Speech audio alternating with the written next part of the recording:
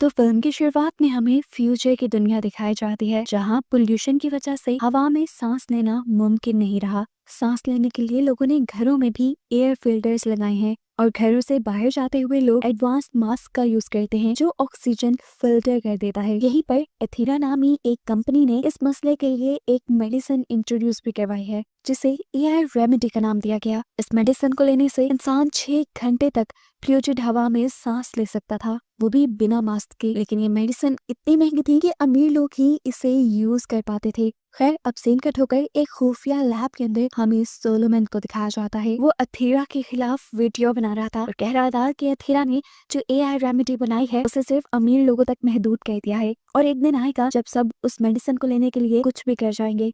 और यही वजह है कि अब सोलोमन उस मेडिसिन की जगह कुछ और नया बनाना चाहता है। उसने अभी तक जो कुछ बनाया था, यानी जो मेडिसिन बनाई थी, अगर उसकी डोजेज कोई ज्यादा ले लेता तो उसकी बॉडी में अजीबोगरीब चेंजेस होने का भी खतरा था। लेकिन फिर भी सोलोमन को लगता था कि उसकी ये मेडिसिन पूरी इंसानियत को बचा सकती है। इसी वीडियो को रिकॉर्ड करते हुए उसे मैसेज मिलता है कि दुनिया का आखिरी ग्रीन जोन, जहाँ पर पोल्यूशन थोड़ी कम थी, वो भी अब पूरी तरह पोल्यूटेड हो चुका है। जिसका मतलब था कि अब अगले 18 महीनों के अंदर अंदर दुनिया की तकरीबन 83% पॉपुलेशन हवा में मौजूद इस पोल्यूशन की वजह से मारी जाएगी। ये सब जानकर वो और भी ज्यादा परेशान हो जाता है और इस पर एक और बुरी खबर उसके पार्टनर स्पाइडर उसे ये देती है कि उसकी इस लैब के बारे में बहुत से लोग जान गए हैं और इन्हें अब अपनी रिसर्च को किसी तरह से प्रोटेक्ट करना होगा। सोलोमन को समझ नहीं आता वो क्या करे, तो स्पाइडर उसे मशवरा देती है कि आप अपनी मेडिसिन को ब्लू कलर दे दें, जिस कलर की ड्रग्स आजकल बहुत ट्रेंड में थी। ऐसे में पुलिस अगर उनके डीलर्स को पकड़ती भी है तो उनकी मेडिसिन को टेस्ट नहीं किया जाएगा और उनका फॉर्मूला लीक नहीं होगा। फिर सीन कट होता है और हम इस मूवी की मेन कैरेक्टर एला को देखते हैं। एला एक मॉडल है और इस टाइम एथेरा की प्रमोशन के लिए ही काम कर रही है। पता चलता है कि एला की मॉम नहीं है जिनके साथ वो बहुत ज्यादा अटैच थी। एला इस टाइम पे अपनी मॉम का नेकलेस पकड़े हुए थी और उसने नेकलेस के अंदर एथेरा की एआई रेमेडी रखी हुई थी, जिसकी मदद से वो बगैर मास्क के इस दुनिया में सांस ले सकती थी। आज उसकी मॉम की डेथ एनिवर्सरी भी थी। अभी वो उन्हें याद ही कर रही थी कि उसे उसके बॉयफ्रेंड की कॉल आती है, जो उसे बताता है कि आज वो उससे मिल नहीं सकता क्योंकि वो बहुत बिजी है। एला आज उदास भी थी, इसीलिए वो अपनी बेस्ट फ्रेंड जीना को कॉल करती है उसके साथ टाइम स्पेंड करने के लिए। लेकिन देखने को मिलता है कि उसके फ्रेंड जीना ही उसे चीट कर रही थी उसके बॉयफ्रेंड के साथ मिलकर। यहाँ पर एला का बॉयफ्रेंड जीना से कहता है कि हमें एला को सब कुछ सच बता देना चाहिए, लेकिन जीना जवाब भी कहती है नहीं, अभी नहीं, आज उसकी मदर की डेथ एनिवर्सरी है, हमें थोड़ा सा वेट कर लेना चाहिए। बातें करते हुए ये लोग एक अजीब सी जगह पर पहुंच जाते हैं जहां से इस लड़के को पिक करनी थी कुछ ड्रग्स,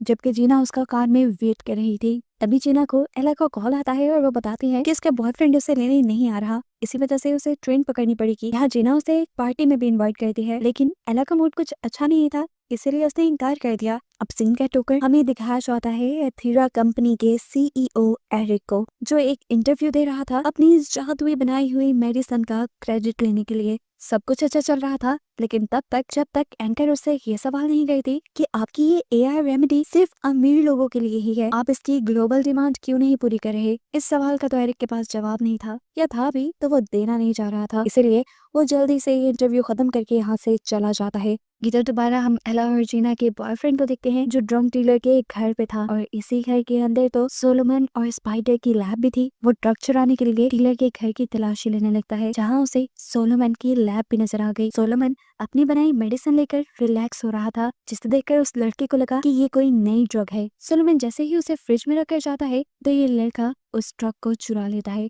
बाहर निकलने पर उसे ड्रग डीलर भी मिला, जिसने उसे लाकर उसकी ड्रग्स दे दी। इस लड़के ने उसे ऐसा ही शो करवाया कि जैसे कुछ हुआ ही ना हो और ड्रग्स लेकर वहां से भाग गया। यहाँ हम दोबारा एरिक को देखते हैं, जिसे उसके डैड की कॉल आई है, जो कि उसकी कंपनी के अथॉरिटीज में से है। उसके इंटरव्यू में एक सवाल को इग्नोर करने पर उनकी कंपनी की रेपुटेशन बहुत डाउन हो गई थी। लोग तरह तरह के सवाल कर रहे थे कि क्या ये कंपनी सिर्फ अमीर लोगों के लिए है। तब उसके डैड उसे कहते हैं, तुम फौरन से पहले इस मसले का कोई हल निकालो, नहीं तो तुम अपनी जॉब से हाथ धो बैठोगे। परेशान वो अपनी लैब में पहुंचता है और जाकर एक नई मेडिसिन को एक रैट के ऊपर टेस्ट करता है, लेकिन ये मेडिसिन बिल्कुल सेफ नहीं थी क्योंकि इसे लेते ही रैट मर गया। अपने इस बेकार एक्सपेरिमेंट के गुस्से में वो जोर से पंच अपने टैबलेट पे मारता है और उसे ही तोड़ देता है। इतने में ही उसकी असिस्टेंट उसके कमरे में आकर उसे एक अच्छी खबर देती है कि उन्होंने किसी को ट्रैक कर लिया है। अब इन्हें ट्रैक किसको करना था ये आगे ही पता चलेगा। और इतने में ही एरिक को उसके बेटे की भी कॉल आ गई, जो एरिक को चुपके से कॉल कर रहा था क्योंकि एरिक और उसकी वाइफ का डाइवोर्स हो चुका था और एरिक का बेटा उसकी मॉम के साथ रहता था। यहाँ पर एरिक का बेटा उसे बताता है,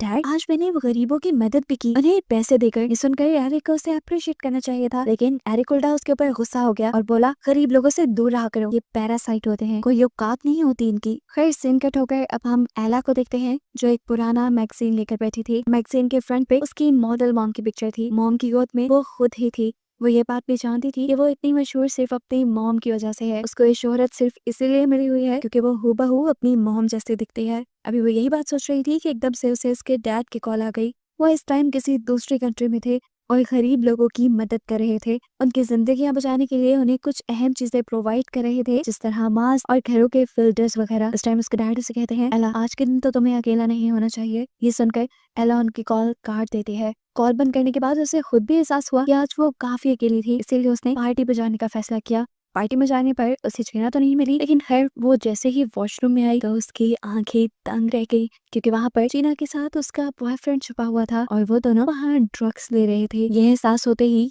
कि उसकी फ्रेंड और उसका बॉयफ्रेंड दोनों ही मिलकर एला को धोखा दे रही है। एला गुस्से से आग बगोड़ा हो जाती है। जीना चुपचाप उठ के वहां से चली जाती है और उसका बॉयफ्रेंड भी कुछ कहे बगैर वहां से जाने की कोशिश करता है और इस सब में उसके हाथ में मौजूद वो ड्रग्स, वो मेडिसिन वहीं पे गिर जाती है, जिस पर उनके जाने के बाद एला की नजर पड़ गई थी। उससे में उसे कुछ नहीं समझ आया और उसने खोलकर ये सारा का सारा कंपाउंड पी लिया। मेडिसिन को लेते ही उसकी तबीयत खराब होने लगी, उसको चक्कर आने लगे और वो वहीं पर गिर गई। इतने में ही उसे जीना का मैसेज आया कि क्या वो बात कर सकते हैं, लेकिन उसे कुछ समझ नहीं आ रहा था। अब तो उसकी बॉडी ऐसे लग रहा था कि जैसे जल रही हो, इसलिए वो ठंडे पानी का टब भरती है और उसमें लेट जाती है। यहाँ पर एला के बॉयफ्रेंड को जब पता चला कि उसकी ड्रग्स तो वहीं रह गई है वॉशरूम के अंदर, तो वो उसे लेने के लिए गया और जब ऊपर की तरफ बढ़ रहा था तो तब उसने देखा कि ड्रग डीलर और सोलोमन के लोग उसका पीछा कर रहे थे। वो जान गया था कि ये सब इसीलिए है क्योंकि उसने उनका ड्रग चुराया था। वो भी भागने लगता है, लेकिन यहाँ बाथरूम के अंदर ये लोग उसे पकड़ लेते हैं और उसे बहुत मारते हैं, तब तक जब तक वो ये कन्फेस नहीं कर लेता कि उसने हाँ वो कंपाउंड चुराया था, लेकिन अब उससे वो खो चुका है। अब सोलोमन और उसके आदमी इस पूरी बिल्डिंग में उस कंपाउंड को ढूंढने में बिजी हो जाते हैं और तभी पीछे से एला बाथ टब के अंदर से निकलती है, जो उसे बताती है कि वो कंपाउंड मैंने ले लिया है। लड़का जाकर जल्दी से ये बात सोलोमन को बताता है कि वो कंपाउंड एला ने ले लिया है और ये लोग जब तक एला को देखने के लिए यहाँ आए तो तब तक एला यहाँ से जा चुकी थी। उन्हें अब इस लड़के की बात पे शक होने लगा था। उन्हें लग रहा था कि जरूर ये लड़का उन्हें डिस्ट्रैक्ट करने के लिए ऐसा कह रहा है, क्योंकि इस लड़के ने बताया था जब ये लोग बातें कर रहे थे तो एला बाथ टब के अंदर छुपी हुई थी। ये लोग मान ही नहीं सकते थे कि कोई इंसान इतनी देर तक अपना सांस बाथ टब के अंदर बंद कर सकता है। ये लोग दोबारा इसीलिए इस लड़के को मारने लग जाते हैं ताकि ये लड़का सच बोले और इसी समय ये लड़का अपनी गन निकाल लेता है। स्पाइडर कुछ भी बुरा होने से पहले उसे रोकने के लिए उसी के ऊपर हमला कर देती है और इस लड़के से गलती से गन खुद ही पर चल जाती है। अब उसकी टांग जख्मी हो चुकी थी, उसका खून बहुत ज्यादा बह रहा था, जिसकी वजह से वो बेहोश भी हो गया और ये देखते हुए सोलोमन ने जल्दी से अपनी बेल्ट निकालकर उसकी टांग को बांधा और सोलोमन के लोग दोबारा इस बिल्डिंग की तलाशी लेने लगे उस कंपाउंड को ढूंढने के लिए जो उसने बनाया था। कंपाउंड तो इन्हें मिलना नहीं था क्योंकि वो तो एला ने ले लिया था, लेकिन इनकी इन्हीं कोशिशों के दौरान इन्हें पता चलता है कि यहाँ पर पुलिस आ गई है। अब क्योंकि इनमें से बहुत से ड्रग डीलर्स थे तो पुलिस का तो इनको खतरा था ही। पुलिस का नाम सुनते ही ये सब लोग यहाँ से भाग जाते हैं। सोलोमन और उसके लोगों के यहाँ से जाते ही हमें देखने को मिला एला इस वॉशरूम की सीलिंग पे छुपी हुई थी, जिस पर किसी ने ध्यान ही नहीं दिया था। एकदम से उसने जंप लगाई और वो जमीन पे ऐसे लैंड हुई जैसे वो तो स्टंट करते करते ही बड़ी हुई हो। यहाँ पर वो लड़का उसे देखकर घबरा जाता है। अब तो एला के बाजुओं पे अजीबोगरीब निशान भी आ गए थे, जिसके बारे में एला ने सिर्फ इतना ही कहा, मुझे लगता है उस कंपाउंड ने मुझे रिएक्शन कर दिया है। वो अब बाथरूम से निकल कर जाना चाहती थी, लेकिन उसने देखा कि सोलोमन इस दरवाजे को लॉक कर गया था ताकि पुलिस को ये लड़का ना दिख जाए। अब ये दरवाजा नॉक करने के लिए एला जैसे ही इस दरवाजे पे हाथ मारती है तो ये दरवाजा ही टूट जाता है। वो हैरान हुई थी कि ऐसा कैसे हो सकता था। खैर वो जब बाहर गई तो उसने देखा कि सोलोमन और उसके लोग अभी भी पार्टी में थे। उसे उनसे छुपना था, इसलिए वो वापस वॉशरूम में आई और वॉशरूम की स्काईलाइट तोड़ने लगी ताकि वो वहां से बाहर निकल पाए। यहाँ पर एला का बॉयफ्रेंड उसे ऊपर जाने के लिए एक AI रेमेडी भी देता है, जिसके जरिए वो बिना मास्क के बाहर के एनवायरनमेंट में सांस ले सकती थी। ये लेने के बाद वो तो ऊपर आ गई और बाहर सोलोमन और उसके लोगों ने बाथरूम में शोर महसूस कर लिया, जिससे वो जान गए कि जरूर वहां अंदर कोई भागने की कोशिश कर रहा है। यहाँ हम देखते हैं कि एला का बॉयफ्रेंड भी यहाँ से एला की तरह ही जब निकलने की कोशिश करने लगा तो बार बार वो स्लिप हो गया क्योंकि उसके टांग पे एक गोली लगी हुई थी। इससे पहले कि अब सोलोमन और उसके लोग इन्हें देख लेते, एला ने उसे पकड़ लिया और तब उसे फील हुआ कि उसके हाथ भी काफी चिपचिपे हो गए हैं, जिसकी वजह से वो हर चीज पे अच्छे से ग्रिप कर पा रही थी। नीचे सड़क पे खड़ी हुई जीना इन दोनों को इस घर के ऊपर देख लेती है और इन दोनों को ढूंढने के लिए इसी घर के पास आती है। ये लोग अब इस घर से भी भागने की कोशिश कर रहे थे। एला का बॉयफ्रेंड सबसे पहले इस घर की छत से इस घर के फ्रंट की तरफ जंप करता है और जंप करने पर गलत तरीके से गिरने की वजह से वो मारा गया। एला ने भी जब उसके पीछे जंप की तो ठीक उसी वक्त पर जीना वहां पहुंच गई और जीना को लगा कि जरूर एला ने ही गुस्से में उसके बॉयफ्रेंड को नीचे फेंका होगा, जिसकी वजह से उसकी मौत हो गई। एला उसे कुछ समझाना चाहती थी लेकिन उससे पहले ही सोलोमन के लोग उसे पीछे की तरफ नजर आए, जिनसे बचने के लिए वो जंगल की तरफ भाग गई और यहाँ जीना ने भी एला के खिलाफ पुलिस में रिपोर्ट कर दी। एला ने भागते हुए अब जंगल की फेंस पार की और वो रोड पे पहुंच गई। रोड पे पहुंचते ही उसे पता नहीं क्या हुआ और वो बेहोश हो गई। ठीक उसी वक्त पर यहाँ पे एक गाड़ी आई जो एला को यहाँ से उठा कर ले गई। खैर यहाँ हमें देखने को मिला कि जो लोग सोलोमन के ऊपर नजर रखे हुए थे अब उन्हें ये बात पता चल गई थी कि सोलोमन की बनाई हुई ड्रग एला ने इंजेक्ट कर ली है, इसीलिए अब ये लोग एला के पीछे भी पड़ जाते हैं। अब दिखाया जाता है कि एला को होश आ गया था। एला को जिसने उठाया था वो एला का दोस्त ही था, जो उठने के बाद एला को बताता है कि एला ने उसे बहुत ज्यादा जख्मी कर दिया है। ये सुनकर एला परेशान हो जाती है और वॉशरूम में जाती है, जहाँ जाकर उसने देखा कि अब उसके जिस्म पे अजीबोगरीब निशान थे। उसके मुंह का रंग भी चेंज हो रहा था, यहाँ तक कि उसकी कोहनियों में से अजीबोगरीब नेल्स भी बाहर निकल रहे थे, जिन्हें देखकर वो खुद भी डर गई और उसने यहीं से सीजर उठाकर इन चीजों को काट दिया। डरी सहमी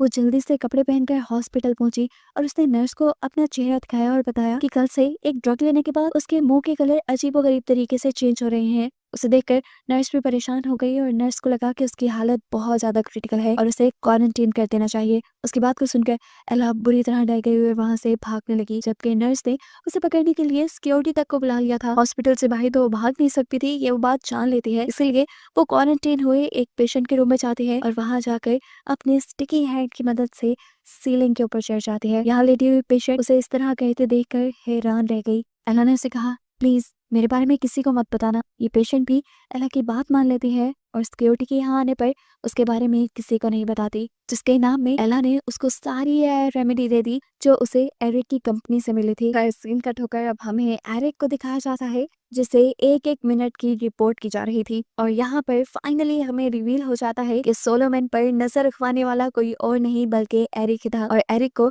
अब खबर मिली कि सोलोमन के लोगों की वजह से एक मासूम मर गया है और साथ ही सोलोमन के लोग एला को ढूंढ रहे हैं। एरिक को ये भी खबर मिली कि एला जिसके पीछे सोलोमन के लोग पड़े हुए थे उसकी कोहनी पर एक सीन निकल आया था, जिसकी रिपोर्ट उसके दोस्त ने ही पुलिस को की थी। और ये सुनकर अब एरिक को भी उसमें इंटरेस्ट होने लगा था। वो अब सोलोमन के साथ साथ एला के भी पीछे अपने लोग लगा देता है। यहाँ देखने को मिलता है कि सोलोमन और स्पाइडर एला को ढूंढते हुए एला के दोस्त के घर पहुंच गए, जहाँ उसके वॉशरूम में उन्हें मिल गया वही सीन जो एला अपनी कोहनी से काट कर गई थी। एला अब मदद लेने के लिए जीना के घर आई थी, लेकिन जीना उसे देखते ही डर गई, इसलिए एला उसे जबरदस्ती पकड़ती है और उसे बताती है कि उसके साथ बहुत गलत हुआ है। उसने अपने बॉयफ्रेंड का मर्डर नहीं किया, बल्कि वो दोनों तो बच के ड्रग डीलर से भाग रहे थे जब गिरकर उसके बॉयफ्रेंड की मौत हो गई। ये बताने के बाद जीना अब उसे अपने घर में ले आती है, जहाँ एला देखती है कि अब उसकी बॉडी पर और भी ज्यादा निशान बन चुके थे और उसके मुंह का कलर नीला हो रहा था, यहाँ तक कि अब तो उसके नेल्स भी गिरकर टूट गए थे। ये सारी बात वो जीना को बताती है और साथ ये भी कि अब उसे बहुत ज्यादा मीट खाने की क्रेविंग होती है। वो जीना का फ्रिज खोलकर काफी सारा मीट खा लेती है और उसके बाद उसी का फोन लेकर अपने बॉयफ्रेंड के नंबर पे मैसेज करती है, क्योंकि वो जानती थी जरूर उसके बॉयफ्रेंड का मोबाइल उसी ग्रुप के पास होगा। वो उस ग्रुप से पूछती है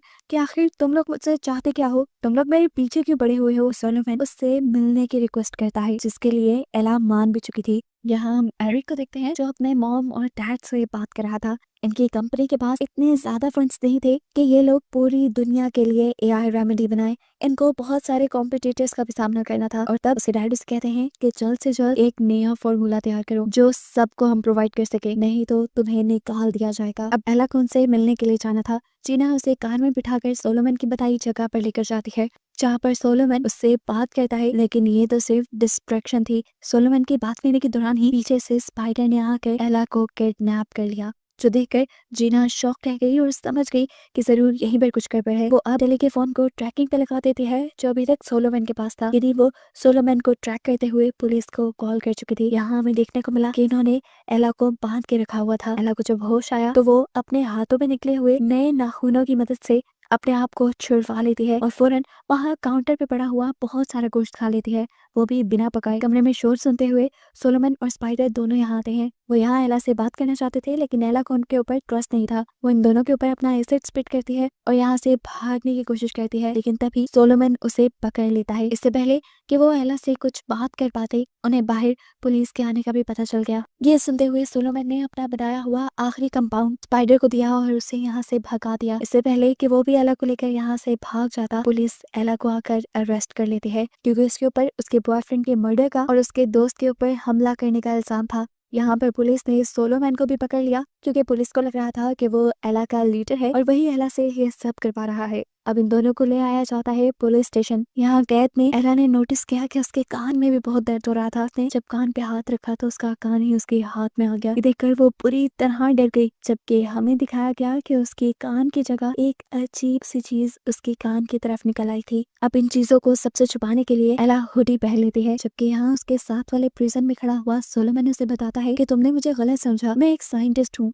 पहले मैं थीरा कंपनी में काम करता था। एआई रेमेडी को भी मैंने ही बनाया था, लेकिन फिर कंपनी वालों ने एआई रेमेडी को सिर्फ अमीरों के लिए इंट्रोड्यूस करवाया और अब मैं एआई रेमेडी का एक ऐसा ऑल्टरनेटिव बनाने की कोशिश कर रहा हूँ जो सभी इंसानों के लिए अवेलेबल हो। अब वो एला को उसकी पी गई मेडिसिन के बारे में ही बताने वाला था, लेकिन तभी उसे एक पुलिस ऑफिसर ने आकर बताया कि उन दोनों के किसी ने बेल करवा ली है और ये कोई नहीं बल्कि एरिक। अब एरिक एला को लेकर अपनी रिसर्च फैसिलिटी जा चुका था, जहाँ पर वो एला के कुछ टेस्ट करता है और उन्हें पता चलता है कि एला का डीएनए पूरी तरह म्यूटेट हो चुका है, जिसकी वजह से वो अब एक इंसान नहीं रही। खैर, अब एरिक अपने बेसमेंट में जाता है, जहाँ पर एरिक के लोग सोलोमन को टॉर्चर कर रहे थे। यहाँ पर एरिक आकर उसे धमकी देता है कि अगर तुमने दोबारा हमारी कंपनी के लिए काम करना शुरू नहीं किया तो तुम जानते तो हो तुम्हारे ऊपर क्या क्या इल्जाम है। 1 मिनट नहीं लगेगा तुम्हें जेल जाकर फांसी पे पहुंचाते हुए। सोलोमन को किसी चीज का डर नहीं था। वो अभी भी एरिक की मदद करने से इनकार कर देता है और कहता है, मैं सिर्फ एक ऐसे ही मेडिसिन बनाना चाहता हूँ जो सिर्फ अमीरों को नहीं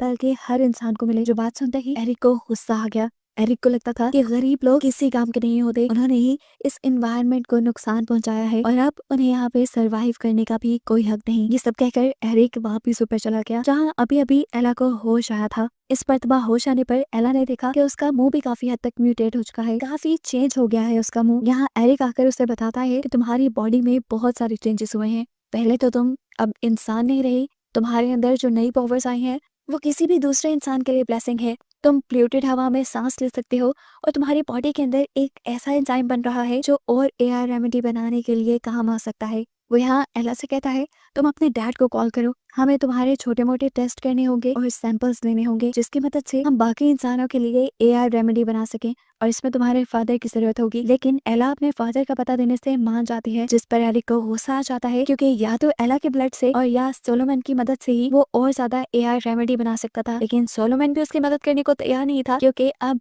सोलोमन अपना क्रेडिट किसी और को नहीं देना चाहता।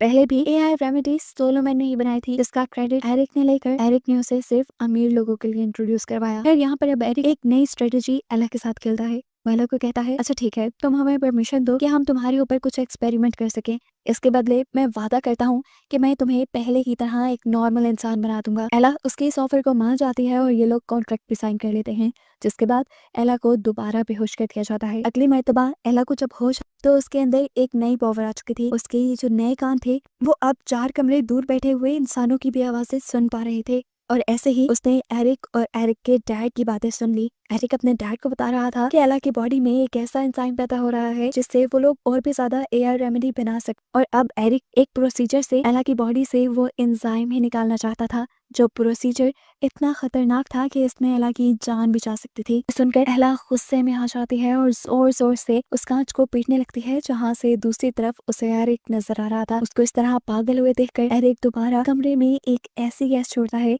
जिसकी वजह से एला दोबारा सो जाती है। थोड़ी देर बाद हम स्पाइडर को देखते हैं, जो स्टॉक ड्राइवर बनकर एरिक की इस फैसिलिटी के अंदर एंटर कर जाते हैं। यहाँ देखने को मिलता है कि अब 2 डॉक्टर्स एला को लेने के लिए आए थे, लेकिन आते ही उसने देखा कि एला के बंधे हुए हाथ अब खुल चुके थे। एकदम से एला भी जाग जाती है और उन दोनों के ऊपर हमला कर देती है और पता चलता है कि एला उनको डिस्ट्रैक्ट करने के लिए ही सोने का ड्रामा कर रही थी। एला को किसी भी हाल में यहाँ से निकलना था और उसे सोलोमन को भी यहाँ से लेकर जाना था, क्योंकि वो जानती थी कि अब उसे सोलोमन ठीक कर सकता है और सोलोमन के इरादे अच्छे हैं। वो एक डॉक्टर को घसीटते हुए उसके फिंगरप्रिंट की मदद से यहाँ का डोर खोलती है और यहाँ से बाहर निकल जाती है, जबकि ये सब कुछ गार्ड भी सीसीटीवी कैमरा में देख लेते हैं। इससे पहले कि गार्ड्स अलार्म बजाते, एला तेजी से बेसमेंट में भी आ गई, जहाँ पर उसे गार्ड के होने का पता चला। गार्ड से बचने के लिए वो इस मर्तबा भी छत पे छुप गई और गार्ड जैसे ही उसके पास आया तो उसने अपने मुंह से एसिड उसके मुंह पर फेंक दिया। वो तड़पते हुए नीचे गिर गया, जिसके बाद एला ने उसी की गन को पकड़ते हुए उसी को मार डाला और फिर पहुंची वो सोलोमन के पास, जहाँ वो सोलोमन को लेकर यहाँ से भाग जाने की बात कहती है। लेकिन सोलोमन उसे बताता है, नहीं, मैं यहाँ से ऐसे नहीं भाग सकता, मुझे यहाँ से कुछ फॉर्मूला भी चुराने हैं जिसकी मदद से मैं सबके लिए फ्री एआई रेमेडी बना सकूं। उसकी ये बात सुनकर एला को गुस्सा आ जाता है और गुस्से में वो सोलोमन की गर्दन पकड़ते हुए उसे दीवार के साथ खड़ा कर देती है और पूछती है, बताओ ये कैसे एक मास्क से बेहतर है। वो एला से कहता है, रुको, मैं तुम्हें एक्सप्लेन कर सकता हूँ। ये कहने के बाद वो एला को एक फ्रेंड दिखाता है और यहाँ से रिसर्च रूम में जाने का प्लान करता है। एला अपने स्टिकी हाथों से पहले खुद वहाँ चढ़ती है और फिर सोलोमन को भी उठा लेती है, जबकि दूसरी तरफ एरिक, जो अभी अभी ऑफिस आया था अपने बेटे को लेकर, उसे खबर मिली कि एला और सोलोमन दोनों भाग चुके हैं। ये सुनकर वो पूरी तरह घबरा गया और अपने बेटे को ऑफिस में छोड़ते हुए उसने उन दोनों को ढूंढने के लिए यहाँ पर एक पूरी सिक्योरिटी टीम बुलवा ली। इससे पहले कि ये लोग एला और सोलोमन को ढूंढते, स्पाइडर फैसिलिटी के अंदर एक बॉम्ब इंस्टॉल करके इन लोगों को धमकाती है कि अगर उन्होंने एला और सोलोमन को नहीं छोड़ा तो 9 मिनट के अंदर अंदर ये पूरी फैसिलिटी तबाह हो जाएगी। ये सुनकर सभी घबरा गए थे। एरिक की असिस्टेंट उसे कहती है कि हमें जल्द से जल्द इस फैसिलिटी से बाहर निकल जाना चाहिए, लेकिन एरिक का ख्याल था कि जो कोई भी है वो सिर्फ उन्हें धमका रहा है, उन्हें डिस्ट्रैक्ट कर रहा है, यहाँ इस फैसिलिटी में कोई बम नहीं। इधर दूसरी तरफ एला और सोलोमन अब रिसर्च सेंटर पहुंच चुके थे, जहां होलोग्राम की मदद से सोलोमन एला को ये एक्सप्लेन करता है कि किस तरह उसकी बनाई ये मेडिसिन मास्क से ज्यादा अच्छे तरीके से काम करती है। सोलोमन ने बताना शुरू किया कि इस पोल्यूशन की वजह से दुनिया के सभी इंसेक्ट तकरीबन मारे गए, सिवाय कुछ के, जिनमें से थी ये ड्रैगन फ्लाइज, जो सिर्फ अफ्रीका में पाई जाती हैं। उन्हीं की बॉडी के एंजाइम के जरिए ये एआई रेमेडी बनाई जाती है, जिसकी वजह से इंसान पोल्यूशन के अंदर भी सांस ले सकता है। और क्योंकि एला ने उसकी बनाई हुई कंपाउंड की ओवरडोज ले ली थी, इसी वजह से एला खुद अब पूरी तरह उस मक्खी जैसे ही बन गई है। सोलोमन ने बताया कि अब वो ड्रैगन फ्लाइज खत्म हो गई, क्योंकि एथीरा ने उनसे बहुत ज्यादा एआई रेमेडी बना ली थी और अब सिर्फ एक तुम ही हो जिसके अंदर वो एंजाइम है जिससे एआई रेमेडी बनाई जा सकती है। एथीरा ने आर्टिफिशियली तौर पे भी उस एंजाइम को बनाने की काफी कोशिश की, लेकिन उनसे वो नहीं बन पाया। यही वजह थी कि अब एरिक एला के अंदर से वो सारा का सारा एंजाइम निकालना चाहता था। सोलोमन बताता है कि तुमने जो ड्रग ली उसके ऊपर काम करना अभी बाकी था, उसमें मुझे कुछ और एनिमल्स का डीएनए डालना था, जिसकी वजह से उसके साइड इफेक्ट्स खत्म हो जाते और फिर मैं उसे पूरी दुनिया में इंट्रोड्यूस करवा सकता था। इनकी इन्हीं बातों के दौरान इन्हें बिल्डिंग के अंदर एक बॉम्ब फटने की आवाज सुनाई देती है, जिससे दोनों घबरा कर दोबारा बेसमेंट की तरफ चले जाते हैं, जहाँ इनका सामना हो जाता है एक और आदमी से। इससे पहले कि ये लोग इसे पकड़कर मार देते, इन्हें पता चला कि ये तो स्पाइडर थी जो इन दोनों को बचाने आई थी। ये लोग अभी बात ही कर रहे थे कि बेसमेंट में जहरीली गैस फैलने लगी, जिससे बचने के लिए ये लोग ऊपर जाकर एक वॉशरूम में छुप गए, जहाँ पर एरिक का बेटा भी डरकर छुपा हुआ था। यहाँ पर एला उसे कंफर्टेबल करने की कोशिश करती है और वो बच्चा एला के साथ कंफर्टेबल हो भी जाता है। अब ये चारों के चारों दोबारा अपनी जान बचाने के लिए इस वॉशरूम की तरफ से भागते हैं, लेकिन इनका यहाँ से भागना इन्हीं के ऊपर भारी पड़ चुका था, क्योंकि अब सामने से इनका रास्ता रोक लिया था एरिक ने। सोलोमन और स्पाइडर एक दूसरी जगह से यहाँ से भाग निकले, लेकिन अब एला उसके सामने आ चुकी थी। एला उसी के बेटे को अपने लिए शील्ड बनाते हुए उससे कहती है कि अगर तुमने मारा तो तुम्हारा बेटा भी मर जाएगा। उसने अपने हाथ पे निकला हुआ सीन एरिक के बेटे के गर्दन पे रखा हुआ था, लेकिन एरिक को इससे भी कोई फर्क नहीं पड़ा और एरिक ने एला को शूट कर दिया। ये देखते हुए एरिक का बेटा ही उसे कुछ कहने लग जाता है और एरिक को डिस्ट्रैक्ट हुआ देखकर जख्मी एला एक बड़ी सी जंप लगाकर सोलोमन और स्पाइडर के पास एलिवेटर में चली जाती है, जहां अब लिफ्ट के जरिए ये लोग गैराज में पहुंच चुके थे। गैराज से वैन लेते ही ये लोग इस तरह भागे कि कोई इन्हें पकड़ ना पाए। अब कंपनी के गार्ड्स ने पीछे से उनकी कार के ऊपर हमला करना शुरू कर दिया था, लेकिन ठीक वक्त पर एरिक वहां आकर उन सबसे कहता है, नहीं, उसे शूट मत करो, हमें एला जिंदा सलामत चाहिए। ये सोचते हुए गार्ड ने अब उनकी कार के टायर को ब्रस्ट कर दिया, जिससे उनका बहुत बुरा एक्सीडेंट हुआ। ये लोग जब कार के पास पहुंचे तो इन्हें देखने को मिला कि कार में अब सिर्फ स्पाइडर थी। एला और सोलोमन वहां से भाग चुके थे। यहाँ जंगल की दूसरी तरफ आकर एला अपने हाथ में निकले हुए इन पंजों की तरह के नाखून से यहाँ की फेंस तोड़ती है और ये लोग जंगल से दूसरी तरफ भागने लग जाते हैं। जहाँ अब एरिक के बहुत से गार्ड जंगल में फैल गए थे एला और सोलोमन को ढूंढने के लिए, जबकि एक बंदा स्पाइडर के ऊपर नजर रखे हुए था, जिसके सामने पहले स्पाइडर बीमार होने का ड्रामा करती है और जब वो आदमी स्पाइडर को चेक करने के लिए आता है तो स्पाइडर उसी को पकड़कर मार देती है। उसको मारने के बाद अब वो भी यहाँ से भागने में कामयाब हो गई थी। यहाँ देखने को मिला कि सोलोमन और एला एक ब्रिज के पास पहुंच गए थे, जहाँ सोलोमन एला को कहता है कि तुम इस ब्रिज से जंप कर दो और उन लोगों से बचकर भाग जाओ, लेकिन एला सोलोमन के बगैर नहीं भागना चाहती थी। तब सोलोमन उसे अपना बाजू दिखाता है जो भी थोड़ा सा म्यूटेट हुआ था। सोलोमन ने उसे बताया कि जो कंपाउंड एला ने पूरा पी लिया था उसने वो कंपाउंड थोड़ा सा पिया था, क्योंकि उसमें अपने आप पर एक्सपेरिमेंट की हिम्मत नहीं थी। अब उसे ये तो पता था कि इतनी सी दवाई लेने से वो पूरा का पूरा म्यूटेट तो नहीं होगा, लेकिन इस बात की श्योरिटी नहीं थी कि वो जिंदा बच भी पाएगा कि नहीं। यहाँ पर सोलोमन अपने कंपाउंड का आखिरी सैंपल एला के हाथ में देता है और उसे कहता है कि इसके अंदर लेजर एंजाइम बनाकर इसको कंप्लीट कर देना